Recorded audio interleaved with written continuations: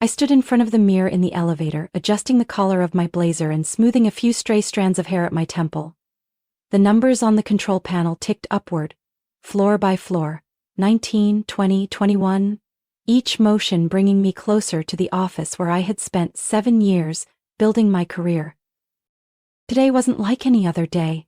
Today was the day I officially became senior marketing director at the leading media company in San Francisco, a position I had poured my heart into earning, not for the fame, but because I knew I deserved it. When the elevator doors opened, a round of applause burst out. My colleagues stood waiting with beaming smiles and bright eyes. "Congratulations to our new director!" voices cheered from all directions.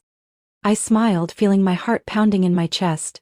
7 years ago, I was just a 25-year-old fresh out of college, full of ambition but with no connections in the industry. Now, at 32, I had everything I once dreamed of: a solid career, a luxury apartment overlooking the Golden Gate Bridge, and a marriage I once believed was perfect. I met Noah in this very building. He worked as a lawyer on the 16th floor and I was just a marketing assistant on the 22nd. Our first meeting was a bit chaotic. He spilled his coffee on my documents at the shared pantry. His embarrassed face is still etched in my mind, especially as he kept apologizing and insisted on buying me a new coffee. One coffee turned into lunch. Then lunches turned into late-night conversations over glasses of wine. After just a year of dating, we got married, in a small but warm ceremony on the beach in Carmel. Noah had always been the one standing behind me, pushing me forward whenever I doubted myself. He had the calmness of a seasoned attorney and a gentle smile that always made me feel at ease. This morning, he still kissed me goodbye like always, the faint scent of his cologne lingering on my shoulder. His congratulatory text arrived just as I was receiving flowers from the CEO. "Proud of you, let's celebrate tonight." I smiled, feeling a lightness in my chest. My life, at least in that moment, felt perfect. Everything seemed to be in sync until Ava, my assistant, walked into the office with a stack of documents in hand. "The proposal for next quarter's campaign is ready," she said, then lowered her voice, her eyes glinting with something unusual. "Oh, have you met the new legal consultant yet? Her name is Claire Turner, just transferred from the New York office." I shook my head slightly. Lately, I'd been too busy to keep up with hallway gossip. "People say she's really sharp, and..." Ava paused as if debating whether to continue. "Also very beautiful." I just gave a faint smile, trying to hide the flicker of unease. I had no reason to worry about a new colleague, especially not on the day I was supposed to be celebrating my success. And yet, a vague feeling stirred inside me. Maybe it was the glint in Ava's eyes, or the way she emphasized very beautiful. Or maybe it was simply that the peace I'd felt for so long had just trembled, ever so slightly. I walked into my office after the board meeting, the soft autumn sunlight streaming through the large windows and illuminating the framed promotion certificate newly mounted on the wall. A part of me wanted to pause and soak in the feeling of victory. But the other part felt strangely empty. I reassured myself that it was just the pressure of work. I'd been staying up late in back-to-back meetings and hadn't yet taken time to truly celebrate my achievement.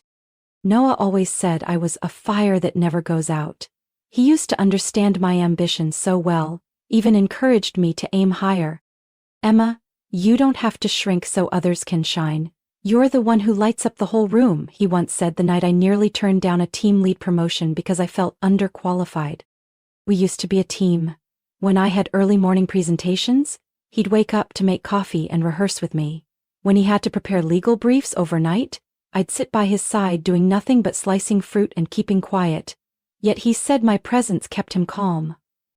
We used to cook dinner together, then debate over who was the best character in Suits while eating.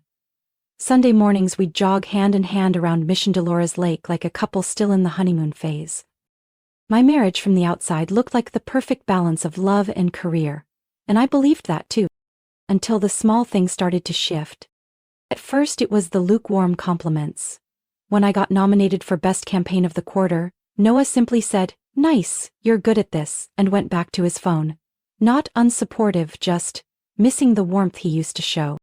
Then came the last-minute canceled dinners. "I have to work late. The Chicago client needs updated documents," he'd text. I was used to his unpredictable schedule. Commercial contract lawyers never had fixed hours. But lately, it happened more often than usual. And then there was this. his phone always face down on the table. I know it sounds petty, but Noah was never the secretive type. He used to hand me his phone while driving so I could reply to texts. Now he kept it with him like it was a part of his body. I kept telling myself it was just stress from a new project, maybe I was being too sensitive, but every time he avoided my gaze when answering a question or when I walked into the kitchen and saw him quickly switching tabs on his laptop, that strange feeling in my chest returned. That Friday night, we had dinner at Le Périgord, the place filled with our memories. I picked it to celebrate my promotion. Noah showed up nearly 40 minutes late. He walked in looking tired, his tie loosened, shirt wrinkled. I smiled, trying not to mind. "Did you order yet?" he asked, checking his phone quickly before placing it face down. "No, I wanted to wait for you." We ordered, and the conversation, once the highlight of my day, now felt scattered and half-hearted. I talked about the upcoming campaign, he replied with polite responses. When I asked about his new project, he just shrugged. "Tough. The new partner's a bit demanding." "Is Claire working with you?" I asked, trying to keep my tone casual. He froze for a second. "Yeah, but she's just handling documents." "Why?" "Ava mentioned her, she stands out, everyone's talking about her." Noah nodded, gave a faint smile, but it didn't reach his eyes. "Yeah, Claire's smart, but a bit loud." I took a sip of wine, saying nothing more, not because I believed him, but because I was testing how bad he was at lying. The answer was, very bad. I didn't know exactly what was going on, but I knew this feeling wasn't wrong. And as the waiter placed the dessert on the table, I looked at Noah, the man who used to be my whole world, and my heart whispered, "It's time to open your eyes." Monday morning, I arrived at the office earlier than usual. I had barely slept the night before. Despite the fatigue, I came in an hour early, just to sit in my car in the parking lot, watching people walk in one by one. I didn't know exactly what I was looking for, just a feeling that pushed me from deep within.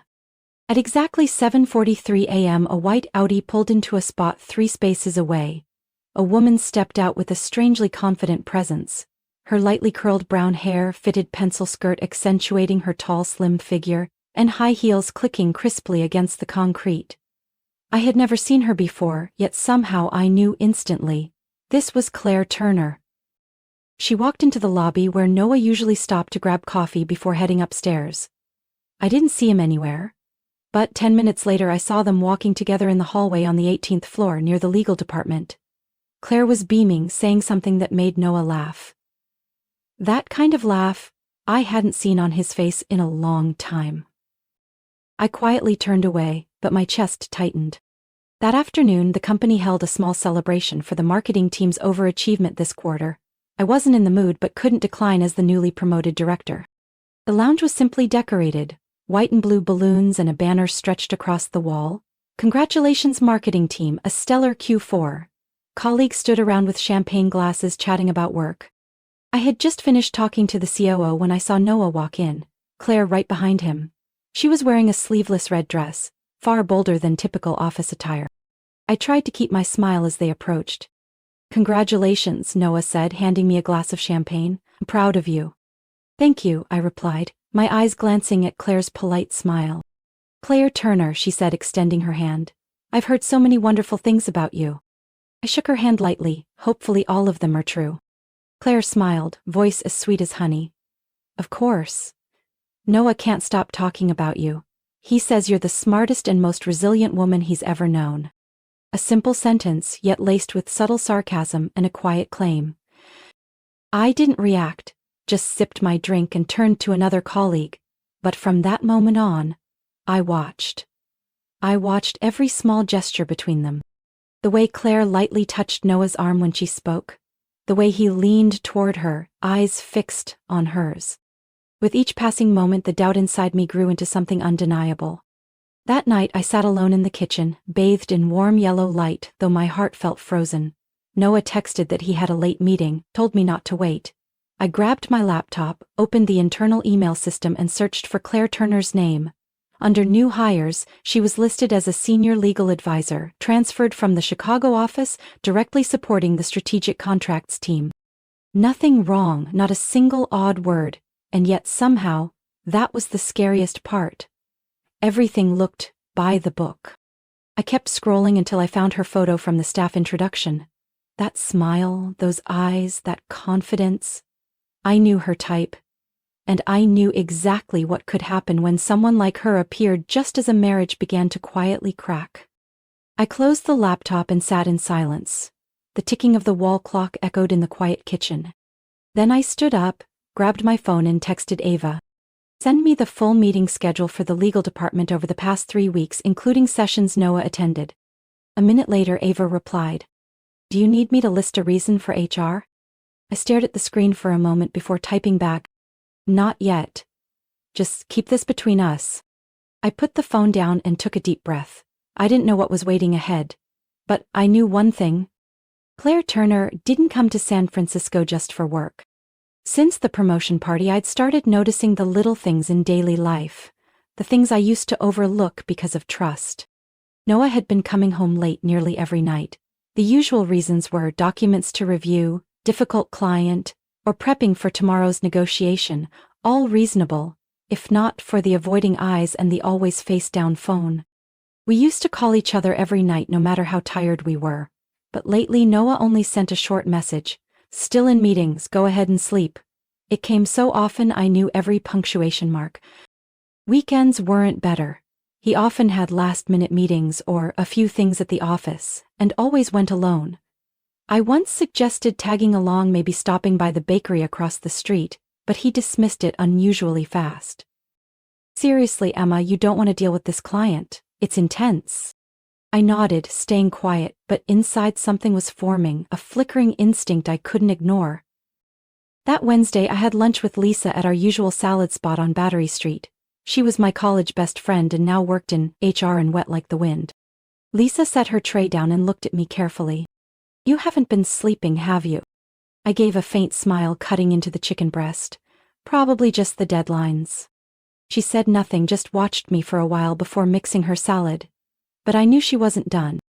Emma, she finally said after a pause, do you want to know what people have been saying? I looked up, spoon frozen mid-air. About who? About Noah.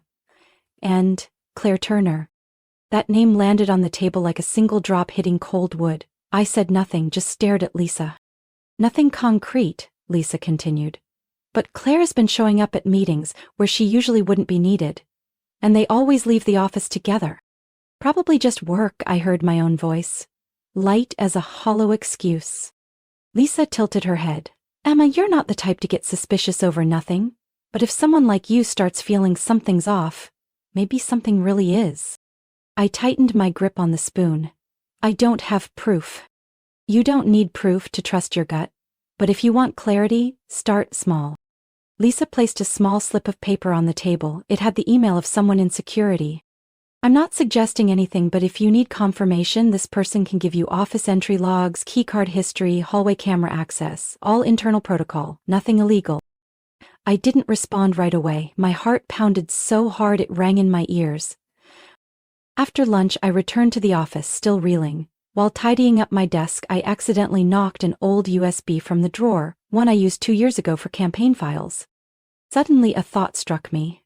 What if I saved everything I was feeling, each doubt, each clue, like a strategy plan, just like prepping for a major pitch, not to conclude but to see the full picture clearly. That night, Noah got home around 10. I was still in the living room pretending to read. He took off his coat and kissed my hair like always. Sorry, the meeting ran long. Was Claire there? I asked, eyes still on my screen. He paused slightly. Yeah, she presented the main contract section. I nodded. Did you eat? We grabbed something quick at the office. I smiled. Good, I'm heading up. As I climbed the stairs, my palms were damp with sweat. I never thought I'd need to verify whether my husband was telling the truth. But now, the only thing I knew for sure was I couldn't rely on memories alone. Saturday night, I sat alone in the living room, the soft light from the floor lamp casting quiet shadows on the wall. Noah had just texted that he was having dinner with a difficult client from New York. The message came at 6:32. Classic of his recent messages, brief, emotionless, and evasive of any specifics. I sat still, not replying, eyes locked on the phone like it was a sealed door. Part of me hesitated. I was never the sneaky type. In our 7 years together and 3 years of marriage, I had trusted him completely. But trust, once cracked, only needs a soft tap to shatter. A little after 10, Noah came home. He walked quietly through the living room, not realizing I was still awake. I watched from behind a cracked door. His shirt slightly wrinkled, hair a bit tousled, and on his collar, a faint smudge of wine-colored lipstick. I said nothing, I waited. He took longer than usual in the shower. When the water stopped, I walked into the bedroom where his phone was charging on the desk. The screen was still dark. I picked it up, hand slightly trembling. And then, a miracle. No passcode. He had never set one. Maybe because he thought I'd never look. But I did. The first message popped up right on the home screen. Claire Turner, are you home yet? I can still remember your cologne. I opened it. What I saw made my chest feel instantly hollow. An entire string of messages, going back weeks. What started as playful exchanges slowly turned into sweet talk and then into photos. Undeniable ones. Photos of Claire in a hotel room, wearing Noah's dress shirt. A message sent at 1 a.m. I hate having to share you, but I know you'll choose me eventually. Silently I took screenshots of every message, every photo, every detail. I sent them to a private email and created an encrypted folder on the cloud. The call history showed it all too. 11:14 p.m., 12:27 a.m., 2:05 a.m., most of them on nights Noah said he was working late. I placed the phone back exactly where it was, adjusted the charger to match its original position. Then I walked into the bathroom and threw up everything left in my stomach. That night I lay motionless in bed, pretending to be fast asleep as Noah stepped out of the bathroom and slid under the covers beside me. He didn't hold me like he usually did. He didn't say goodnight. The next morning I left the house early, lying that I had an emergency meeting. But instead of going to the office, I went to a small coffee shop tucked away in Noe Valley, where Lisa once introduced me to a lawyer friend who specialized in high-asset divorces. The lawyer's name was Natalie Grant, around 40 with sharp eyes and a calm voice. I told her everything, my hand constantly spinning the coffee spoon. Natalie listened without interrupting, occasionally nodding. When I finished, she asked just one question. Emma, do you want to handle this cleanly or thoroughly? I looked up and met her eyes. Both, but I want to do it the right way. No drama, no noise, but clear enough that nothing can be denied. Natalie smiled. Got it. We'll start with the prenup. I nodded. We signed one. Noah insisted on it before the wedding. Perfect. Send me a copy as soon as you can, and from now on, anything you uncover, an email, a photo, even a timestamp, store it separately and securely. Don't act yet. You only get one chance to flip the table perfectly. I stepped out of the cafe with a strange feeling. Not anger or heartbreak, but a sharp focus. Like I was preparing for a major campaign. The final campaign I had to win. Not for pride, not for revenge, but because I deserved better. And Noah was no longer part of that future. He was just a name on a file waiting to be signed, along with a list of evidence I would continue to build day by day. After meeting with Natalie, I switched into a new mode, absolute focus. I didn't cry, I didn't lash out.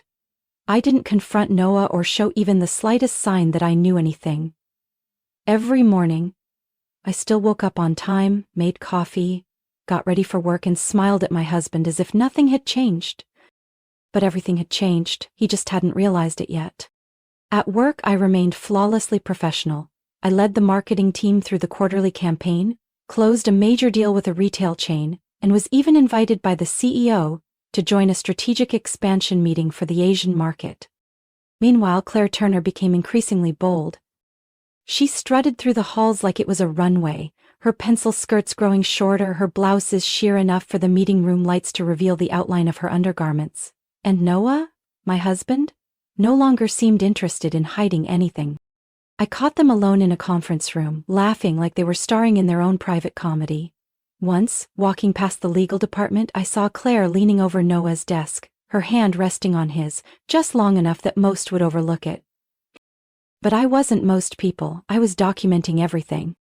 I kept a small notebook in my desk drawer where I logged every time Claire entered Noah's office, every lunch break they disappeared together, every odd-timed internal email. I even hired a freelance IT assistant, someone who had worked with us during last year's security upgrade, to help me recover meeting logs Noah had accidentally deleted. Every piece of evidence, no matter how small, was saved in an encrypted cloud folder, with backup copies sent to Natalie. I also began using Claire's own provocations to build my case. She seemed to enjoy pushing limits. Last week, during the company-wide meeting, Claire walked past me holding a coffee and smiled. "Congrats on the new campaign, Emma," she said, her eyes sparkling with a hint of challenge. "I've heard Noah say you're incredibly talented. He talks about you all the time." I smiled, my expression unreadable. "Thanks. I'm really glad he's found someone he works well with. You two seem to have great synergy." Claire flinched slightly but quickly recovered. "You know, working with Noah is more interesting than I expected." I tilted my head, still smiling. "I bet, but be careful. The company has strict policies about unclear relationships in the workplace." Her smile tightened for a split second. Then she walked away, her heels clicking like a retreating chess move. Exactly as I predicted, overconfident too soon. I didn't need confrontation, I just needed time and observation. They were getting careless. I caught messages flash across Noah's screen when he forgot to lock it. Things like, "I wish you were staying tonight," or "We can't keep hiding forever, can we?" Each message was a puzzle piece. And I was almost done building the picture. I sent the new materials to Natalie with a note. "We're getting close." She replied with one line, "Wait for the perfect moment to go public, don't rush." And then it arrived. An internal email went out company-wide. "Next week's annual gala will be held at the Fairmont Hotel. Attendance is mandatory for all management-level staff." I stared at the announcement, then slowly smiled. The gala where all eyes would be on the leadership, where reputations and personal images would be on full display. If they dared to go public there, then everything I'd prepared would be undeniable. And if they didn't, I still had enough evidence to force the board's hand. Either way, I would be in control. For the first time in months, I didn't feel helpless anymore. I was no longer the betrayed wife. I was the woman flipping the board, moved by calculated move, calm, smart, and not letting emotion cloud her reason. And what they didn't know was their overconfidence had handed me the key to the end. That night, the Fairmont Hotel sparkled like a scene out of a film. The grand hall was lined with red carpet, soft music floated from a live band in the corner, and the clinking of glasses mixed with laughter and congratulations painted the perfect picture of elite business society. I walked into it all wearing an emerald silk gown cinched at the waist, the train trailing behind each step. My hair was in a sleek updo, showing off my delicate neckline and slim shoulders, not to allure anyone but to remind myself. I wasn't here to react. I was here to end it. Heads turned as I entered, not just for how I looked, but because of the silence that had followed me these past weeks. Everyone had heard the rumors, but no one dared ask. And I smiled, politely nodded at each curious glance, and accepted a glass of champagne from a server. Across the room I saw Ava and the marketing team waving me over to their table, but before I could move, a small ripple stirred through the crowd. Heads turned in unison. Someone whispered Noah's name. I turned. He appeared exactly as I expected, dashing in a perfectly tailored black tuxedo, one hand resting lightly on Claire Turner's waist. Claire wore a silver gown with a daring slit, the kind not meant for corporate events. She smiled sweetly, her red lips catching the chandelier's light. They entered like a magazine cover couple, hand in hand, unapologetic. People whispered. I heard my name scattered among the murmurs, but I didn't care. Because I knew it was time for their true colors to show. Noah saw me. He paused for a moment. Then, as if to prove something, he leaned down and whispered into Claire's ear. She laughed, tilting her head back. And right there, in front of the entire company, executives, colleagues, and me, Noah kissed her. A long kiss, long enough for people to turn away in discomfort, bold enough to turn rumors into truth. I lifted my champagne glass and tilted it ever so slightly toward them. A faint smile brushed my lips. No trembling, no tears. Noah pulled back and looked at me. His expression faltered for a second. Maybe he expected me to turn away. Or to leave the room. or at least look shaken. But instead I raised my glass and gave a slight nod, as if thanking him for the gift he'd just delivered. I saw the color drain from his face, triumph slipping into uncertainty. Lisa stepped up beside me, her red dress as bold as the fire in her eyes. She leaned in and whispered, "You ready?" I set my glass on the nearest tray. More than ever. The loudspeaker announced the start of the awards ceremony. We moved into the auditorium. I took my seat among the senior leadership, a position arranged in advance, and part of the strategy I had carefully planned. Lisa sat beside me, while Noah and Claire were placed at a table near the very back. HR didn't assign seating at random. When my name was called for exceeding quarterly revenue targets, I stepped up to the stage, took the microphone and looked around the room. Every eye was on me. Even those two trying to pretend nothing had happened. I smiled and began my speech like a model executive. I thanked the team, the board, shared a few words about work ethic and innovation. Then I paused, my voice softened, my eyes never left Noah. I also want to thank the company for creating a transparent work environment where professional ethics are held to the highest standard. I believe that no matter what we do, integrity is non-negotiable. A few people glanced at each other. No one said a word, but I saw Noah tense up, his hands clenched on the table. Claire lowered her head, lips pressed tightly together. I ended with a line as light as air but heavy as a hammer. And sometimes all it takes is quiet observation for the truth to reveal itself. The room erupted in applause. I stepped down from the stage, head held high, heart lighter than it had felt in a long time. Because truthfully, the wound had already healed the moment I started planning. That night I left the gala in a private car, the night breeze brushing past my shoulder carrying a promise. Tomorrow, the game would change. Monday morning. The office air was unusually quiet, like the calm before a storm. I arrived earlier than usual, stepped into the elevator with a hot latte and a completely new mindset. The night before, after the gala, I had spent 3 hours at my home office, sitting in front of my laptop. I reviewed every single file one last time. Each message, every photo, voice recording, even the video of Noah and Claire kissing in the ballroom, everything was carefully stored, clearly labeled, time-stamped and geotagged. I opened the internal email system and drafted 3 separate messages. The first email went to Human Resources. Subject: Report of Workplace Conduct Violations. I attached all the evidence clearly outlining the violations, including the inappropriate relationship between an in-house attorney and an employee in the same department, actions that could lead to conflicts of interest, abuse of power, and a toxic work environment. The second email was addressed to the company's executive board. I used no emotional language, every sentence was precise, like a professional report from a senior leader committed to the integrity and reputation of the organization. The third and most important went to the law firm where Noah held a senior attorney position.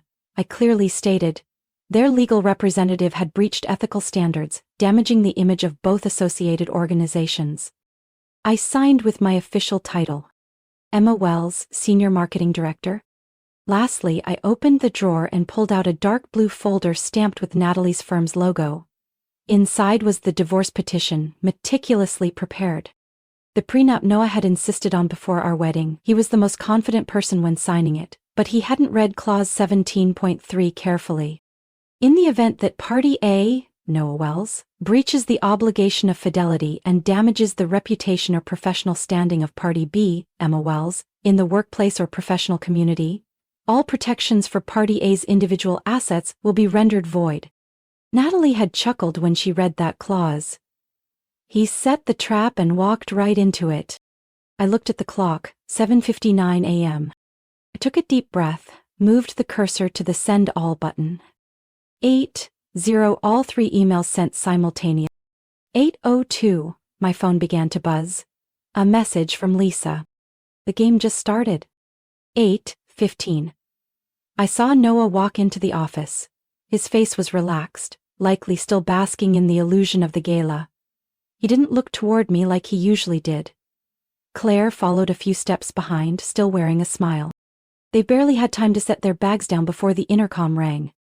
HR summoned them both to the 12th floor. Moments later, the executive assistant, who rarely left the top floor, came down in person. Not long after, a representative from Noah's law firm showed up. Silver suit and a tense face said it all. I didn't move. I sat calmly in my office, opened the Q2 marketing strategy report and began reviewing timelines. 10:07, my phone rang. It was Natalie. Noah's side just received the divorce notice. They're asking for a private meeting before things go public. I took a sip of coffee. We'll go through the attorneys. I have nothing to say to him personally. Exactly. And one more thing, Natalie paused. They didn't expect you to have such comprehensive evidence. The gala video sealed it. I gave a soft laugh. No one should start a war without preparing the battlefield first. That afternoon, the office was buzzing. No one spoke loudly, but everyone knew. Noah had been placed on temporary leave pending an internal investigation. Claire was suspended immediately. As I left the office, the executive assistant gave me a small nod and a subtle smile. Driving out of the parking lot, the sun was dipping westward. Its golden light streamed across the windshield, as if to remind me. I didn't just survive betrayal. I walked away, head high, and into a whole new path. 3 weeks after the incident, the office atmosphere had shifted completely. The whispers had stopped. Instead, a respectful silence filled the room whenever I entered a meeting. No one asked me anything about Noah or Claire. They didn't need to. Everyone knew what had happened, and who had come out of the storm standing tall. Claire Turner's contract was officially terminated after a 5-hour internal hearing. The reason, stated in the internal memo, was a serious violation of professional ethics. HR didn't need to elaborate.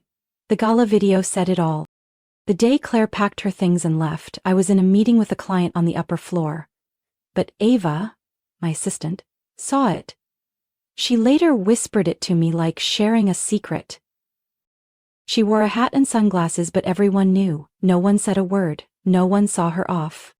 I simply nodded, offering no comment. I didn't need satisfaction. I just needed to witness justice at work. As for Noah, he was placed on administrative leave during the investigation. The law firm initially tried to handle it quietly, hoping the issue would blow over. But they didn't know I had already sent a complete set of evidence to the California State Bar. Last week, Noah was terminated for serious ethical violations damaging the firm's image and client trust. I know he tried to reach out. The first message came 2 days after his dismissal. Hey, can we talk? This isn't how things were supposed to end. I didn't respond. The second message came a week later, this time from his personal email. I was wrong, I know, but you went too far. You destroyed my career. I deleted it without reading the rest. The last I heard of Noah was from Lisa. A friend of hers in San Diego spotted him working at a small law office on the outskirts, handling low-profile civil cases. He looked worn out, hair a mess, sitting in a cheap coffee shop flipping through case files like he was trying to remember who he used to be, Lisa said, voice a mix of pity and cool detachment. I felt nothing. No more pain, no more anger, just I had survived. And I had won. As for Claire, I ran into her by chance 2 weeks ago at a small diner in Oakland with Lisa. When I walked in, Claire was carrying a tray at the service counter. In a gray-black uniform and a restaurant logo apron, she was almost unrecognizable. Our eyes met for a second and I saw the flicker of embarrassment in hers. I said nothing. I didn't look away. I simply smiled, a soft smile, not smug, not mocking, just the smile of someone who had left it all behind. Claire turned quickly, avoiding eye contact. She never came near our table the rest of the evening. As we walked out, Lisa turned to me and asked, "How did it feel seeing her like that?" I shrugged. "Nothing special. Things happen as they should." Lisa laughed. "You really are a master." I just looked out at the golden lights lining the street, my heart finally still. My life now is peaceful in a way I never imagined. I moved into a new apartment in Pacific Heights. Spacious, airy, and free of old memories. I no longer check my phone in the middle of the night. No more forced smiles over false words. In the mornings I get up early, make my own coffee, listen to soft jazz, and head to the office wrapped in the quiet I never knew I needed. Sometimes I think maybe the thing that hurt me most was actually what led me to something far better. No need for revenge. No need for loud retaliation. Just take a step back, wait for the right moment, and let them get caught in the trap they set themselves. And I, as Lisa once said, just had to pull up a chair and watch the outcome. 3 months after Noah was officially removed from the company roster, I walked into the executive boardroom with a completely different mindset. For the first time in 10 years of working, I wasn't just a participant in a strategy meeting, I was the one leading it. That morning, the CEO invited me to the 24th floor, the floor usually reserved for those on the succession planning list. I thought it was about the brand expansion project into the Canadian market, but it wasn't. He handed me a black folder, smiled, and said, "We've been watching closely how you handled the recent crisis. Professional, measured, and above all with strength. We believe it's time to promote you to Chief Marketing Officer." I looked at the confirmation document in front of me. No need to think twice. "Thank you. I'm ready." And I truly was ready for a new chapter, with no shadows, no sweet lies, and no more glances hidden behind frosted glass. A few weeks later, I moved into a new apartment on the 18th floor of a glass tower overlooking the San Francisco Bay. It wasn't lavishly large, but it was minimalist, elegant, and so quiet that each morning, I could hear seagulls glide past the window. No more kitchen corner where I used to wait for Noah every night. No more bedroom filled with the feeling of betrayal. Everything here was new, including me. I bought a gray velvet armchair and placed it by the window, where every evening I sipped white wine, listened to my favorite playlist, and read. No rushing, no checking my phone for messages. Noah still texted, once a week, like clockwork, as if fulfilling some duty to his conscience. "I miss you. I know I was wrong. Can we start over?" I didn't reply, not out of bitterness, but because I had nothing left to say. He was the one who walked away while I was still believing in us. And now, no words could piece back what was already broken. "Once," he called. I saw his name flash on the screen, but I didn't answer. I just watched, as the ringtone rang out 5 times and faded. Then I blocked the number, like closing a rotten door, with nothing left to hold on to. Lisa visited one late afternoon bringing lemon tarts from my favorite bakery in Fillmore. She stepped inside, glanced around, and let out a whistle. "Emma, too, this apartment is the perfect upgrade." I laughed, handing her a glass of wine. "Exactly, the apartment, and the woman who lives in it." We sat by the window, watching the city light up. Lisa swirled her wine gently, her eyes softening after a quiet pause. "You know," she said, "I was scared you'd fall apart back then, but you didn't just get up. You walked away like you never fell." I went silent, not because of the compliment, but because I knew Lisa meant it. I had been at the bottom of every emotion, shame, hurt, self-doubt, but from that depth I learned how to rebuild, not through vengeance, but through growth. That night I posted a photo of my apartment window on Instagram, with the caption, "Living well is not revenge, it's freedom." Dozens of comments followed, colleagues, friends, even old acquaintances, all sent congratulations, but what touched me most was a message from my mother. "I'm proud of you. You've been strong in a way no one could have taught you." I smiled. It was true. No one teaches you how to survive betrayal, how to stand firm when your trust collapses. But I had learned, through experience. And now, sitting in my new apartment, taking the last sip of wine for the day, I realized the sweetest revenge isn't making someone else hurt. It's not hurting because of them anymore. Life isn't always fair, but how we face that unfairness defines our true worth. I once placed my trust in the wrong person, fell because of what I thought was unforgivable. But I chose to rise, to watch in silence and act when the time was right. The freedom, success, and peace I have now didn't come from revenge. They came from no longer letting the past control me. Living well is the strongest answer of all. What do you think of Emma's story and the decisions she made? Could you do the same in her situation? Share your thoughts in the comments. And don't forget to follow the channel for more powerful stories about family and life.